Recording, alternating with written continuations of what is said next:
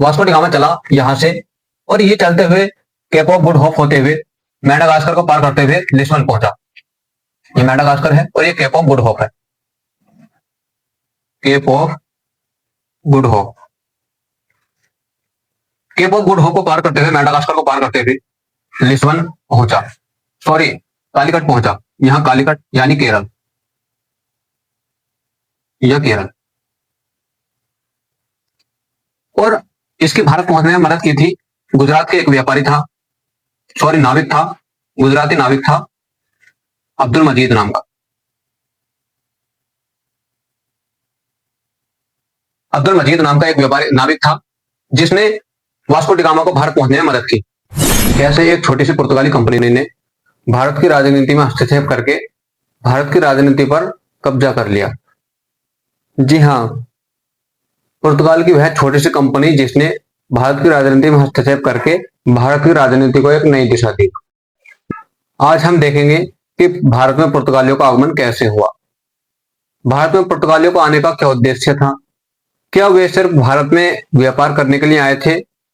जिस तरीके से आपने पिछली क्लास में देखा कि भारत और यूरोप के मध्य स्थल मार्ग से मध्यकालीन भारत से ही व्यापारिक संबंध थे और जो यूरोप के व्यापारी थे वो इसी स्थल मार्ग से भारत आते और भारत से सूती वस्त्र, मसाले, हीरे, मोती और अन्य बहुमूल्य वस्तुएं खरीदकर अपने यूरोप लेके जाते और यूरोप में उन्हें भारी मुनाफा होता।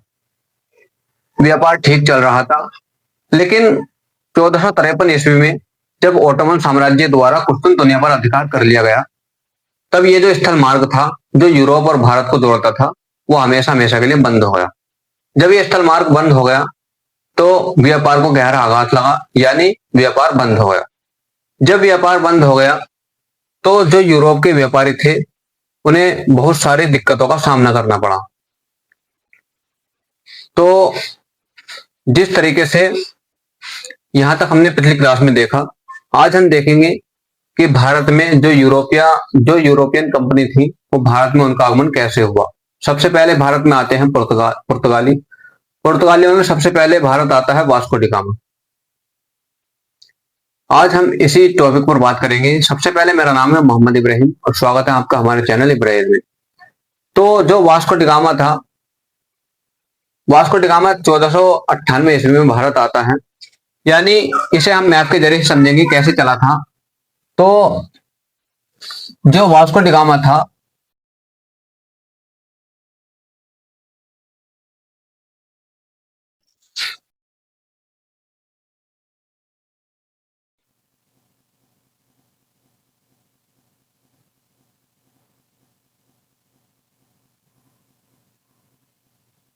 यहां पुर्तगाल है,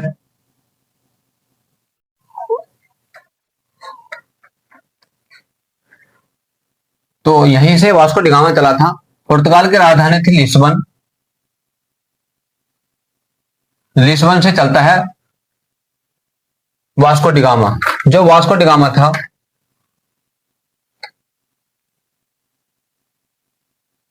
वास्को डिगामा चला यहां से और ये चलते हुए केप ऑफ गुड होप होते हुए मेडागास्कर को पार करते हुए लिस्बन पहुंचा। ये मेडागास्कर है और ये केप ऑफ गुड होप है। Cape of Good Hope. Cape of Good Hope को पार करते हुए मेडागास्कर को पार करते हुए लिस्बन पहुंचा, सॉरी कालीकट पहुंचा। यहां कालीकट यानी केरल, यह केरल। और इसकी भारत पहुंचने में मदद की थी गुजरात के एक व्यापारी था, सॉरी नाविक था, गुजराती नाविक था अब्दुल मजीद नाम का।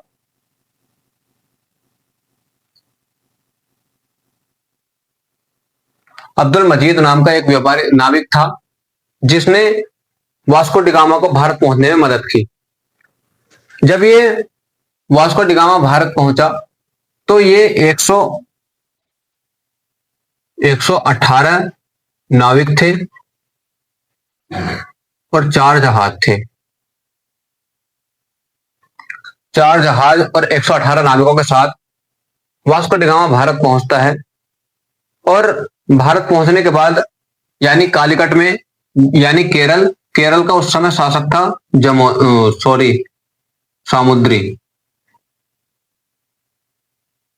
सामुद्री शासक था, जिसे पुर्तगालियों ने ईसाई समझा और जमोरिन कहने लगे। जब ईसाई समझा और जमोरिन कहने लगे और पुर्तगालियों ने वहां जो मंदिर देखे, मंदिरों को इन्होंने चर्च समझा और वहां पर एक मंदिर देखा, मरियम मरियम की मूर्ति वाला मंदिर, जिसे पुर्तगालियों ने चर्च समझा और उसे मरियम्मा देवी का मंदिर कहने लगे। अब ये इन्होंने वहां जाकर व्यापार करना शुरू किया, वस्तुएं खरीदनी शुरू की, वस्तुएं खरीदी और बेहतरीन तरीके से इन्होंने व्यापार किया। व्यापार करके जब ये वापस पहुंचा, यानी वास्को डी गामा जब यहां से वापस अपने पुर्तगाल पहुंचा, तो पुर्तगाल जब पहुंचा, पुर्तगाल को जो अपनी वस्तुएं लेके गया, यानी भारत से जो सामान लेके गया, वहां पहुंचने के बाद उसे हर वस्तु पर लगभग 60 गुना ज्यादा का मुनाफा हुआ।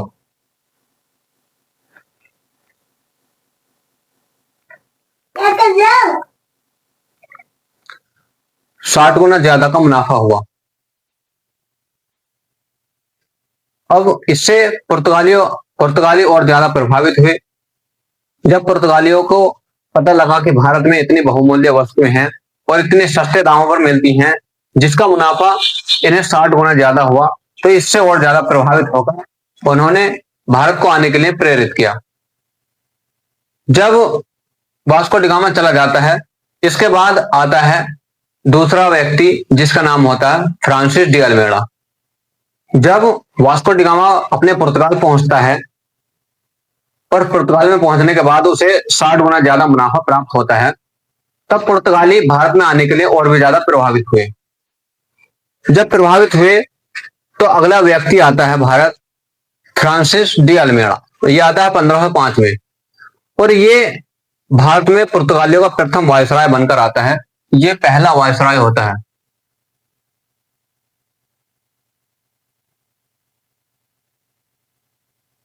यहीं से भारत की राजनीति में एक नई दिशा दिखाई देगी। पहला वायसराय बनकर भारत आता है और इसने नीले पानी की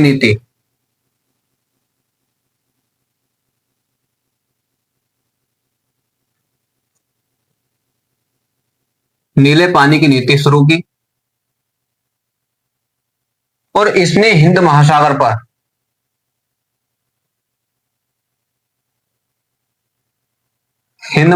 पर अपना नियंत्रण स्थापित किया। हिंद महासागर पर जब अपना नियंत्रण स्थापित कर लिया इसने, तब इसने हिंद महासागर में जो अन्य व्यक्ति थे, अन्य व्यापारी थे, जो हिंद महासागर के माध्यम से व्यापार करते थे, यानी पुर्तगालियों के अलावा जो व्यापार करते थे, उनके लिए इसने एक कानून बनाया जिसमें कार्टाज नामक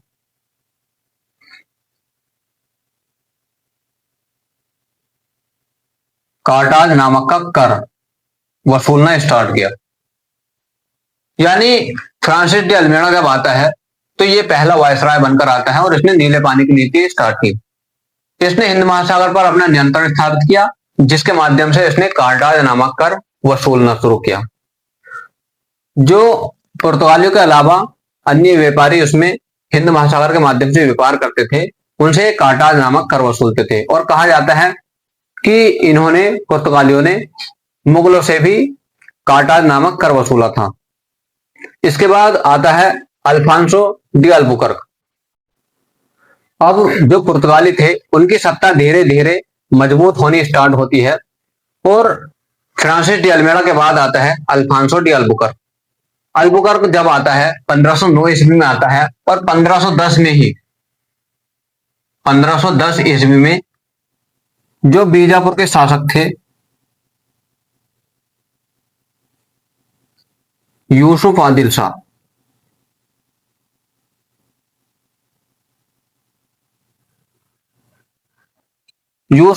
शाह, से ये गोवा को जीतता है। यानी ये 1509 में आता है और 1510 में बीजापुर के जो शासक थे यूसुफ आदिल शाह, इनसे गोवा को जीतता है और गोवा पर अपना अधिकार कर लेता है। गोवा पर अपना अधिकार कर लेता है। साथ ही इसने जो भारतीय महिलाएं थी, भारतीय महिलाएं जो भारतीय महिलाएं थी, उन्हें जो पुर्तगाल के पुरुष थे, यानी पुर्तगाली पुरुषों को भारतीय महिलाओं से विवाह करने के, इनसे विवाह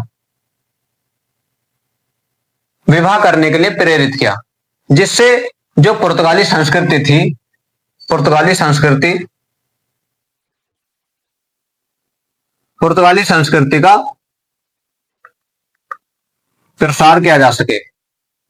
यानी अल्फांसो डी अल्बुकर्क जब आता है तो इसने 1510 में बीजापुर के यूसुफ आदिल शाह जो शासक थे, उनसे गोवा को जीतता है और उस पर अपना अधिकार कर लेता है। साथ ही जो पुर्तगाली व्यक्ति थे, उन्हें भारतीय महिलाओं से विवाह करने के लिए प्रेरित करता है, जिससे जो पुर्तगाल की संस्कृति थी उसे उसका प्रसार किया जा सके। साथ ही इसमें 1503 ईस्वी में कोचीन में काली मिर्च और मसाले, कोचीन में पहली फैक्ट्री स्थापित करते हैं पुर्तगाली, यानी 1503 में, यानी अल्फांसो डी अल्बुकर्क से पहले, यानी लगभग वास्को डी गामा के काल में कोचीन में पहली फैक्ट्री स्थापित करते हैं काली मिर्च और मसालों के लिए। दूसरी फैक्ट्री स्थापित करते हैं 1505 ईस्वी में, और ये करते हैं कन्नूर में। कोचीन में और कन्नूर में फैक्ट्री स्थापित हो चुकी है, जिससे काली मिर्च और मसालों का व्यापार कर सके। इसके बाद अगला वायसराय बनकर आता है, वो आता है Nuno da Cunha. Alfonso de Albuquerque के बाद जो अगला वायसराय बनकर आता है, वो आता है Nuno da Cunha. Nuno da Cunha इसने कोचीन से गोवा, कोचीन से गोवा राजधानी के स्थानांतरण किया। यानी पहले जो राजधानी थी पुर्तगालियों की, वो थी कोचीन। इसने 1530 ईस्वी में कोचीन से गोवा को ट्रांसफर किया। इसके बाद आता है गार्सिया डी नोरेनो।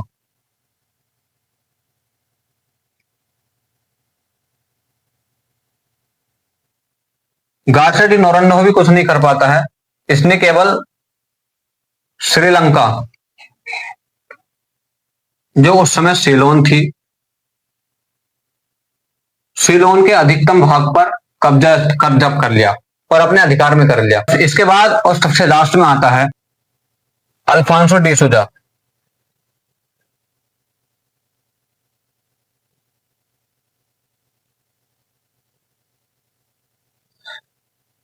अल्फांसो डी सूजा भी कुछ नहीं कर पाता है।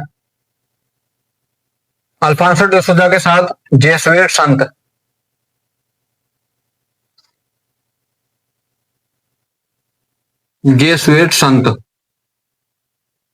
जेवियर, यानी अल्फांसो डी सूजा के साथ जेसुइट संत जेवियर, जो कि एक फादर थे, यानी ईसाई धर्म में जो फादर होते हैं वो थे, ईसाई धर्म का प्रचार करने के लिए आए थे।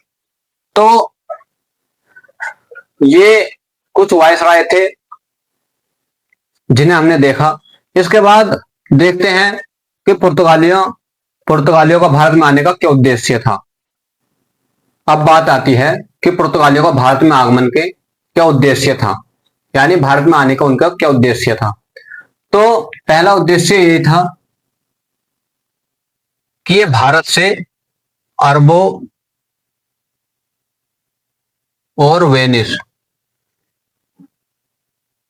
यानी इटली, अरबों और वेनिस के जो व्यापारी थे, जिनका भारत में पहले से ही नियंत्रण था, उसे समाप्त करना चाहते थे। दूसरा था ये अफ्रीका और एशिया। एशिया के देशों में ये ईसाई धर्म का प्रचार करना चाहते थे। यानी अफ्रीका और एशियाई के देशों में ये ईसाई धर्म का प्रचार करना चाहते थे। और एक जो मेन उद्देश्य था इनका व्यापार।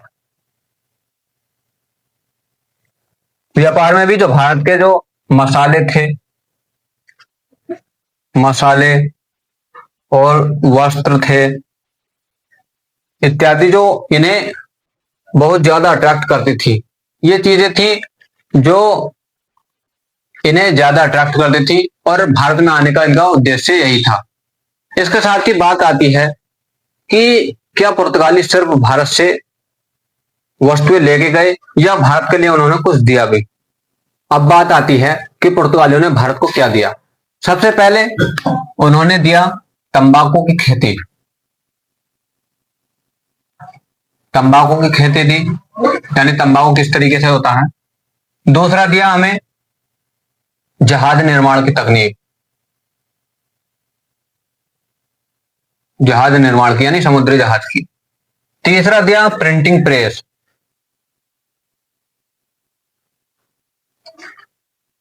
प्रिंटिंग प्रेस, तंबाकू खेती, जहाज निर्माण और प्रिंटिंग प्रेस, ये भारत को उन्होंने दिया। अब बात आती है कि जब ये इतने ताकतवर हो चुके थे, एक से एक बढ़कर तुर्रम खान भारत आ रहा था, यानी पुर्तगाली शासक वायसराय थे, तब भारत में इनका जो पतन था वो पतन कैसे हुआ। अब बात करते हैं पुर्तगालियों के पतन पर। अब बात आती है कि पुर्तगालियों का भारत में पतन कैसे हुआ। तो इनका जो पतन हुआ, सबसे पहले इनका धार्मिक दृष्टि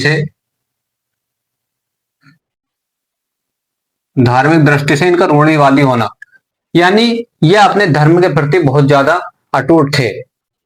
दूसरा था जो ब्राजील था,